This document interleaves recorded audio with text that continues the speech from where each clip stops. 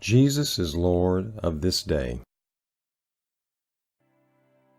By faith, Abraham, when he was called to go out into a place which he should receive for an inheritance, obeyed, and he went out, not knowing where he went. Hebrews 11:8. Abraham and his family left their pagan home for the hope of a heavenly home. God called Abraham, and Abraham obeyed. However, why did his family follow?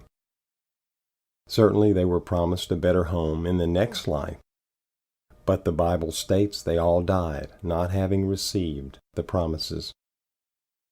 The Bible also states God knew Abraham would get his family to do what was required. For I know him, that he will command his children and his household after him, and they shall keep the way of the Lord. Genesis 18:19. God said Abraham would command his family and they would follow him. That's not how typical families work. However, that's what happened exactly as God said. What was so special about Abraham's family? Why did Abraham's household obey him? Why would they follow him into unknown territory for the hope of something promised but unseen? In the same vein, why did Jesus' disciples obey Jesus when he told them to go into the world with the gospel? Certainly, they did it because Jesus commanded it. Yet, they did not always do what he commanded. He commanded them to stay awake and pray. They fell asleep.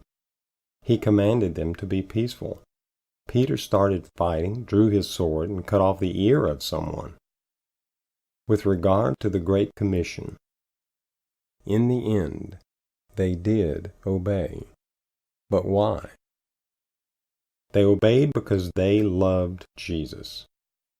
Abraham's family obeyed because they loved him. Yes, Abraham was the father, and he had the right to lead his family. But families generally do not follow because they are commanded.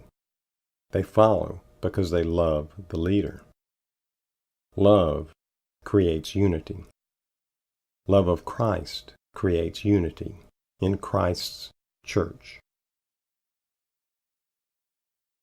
Praise Jesus.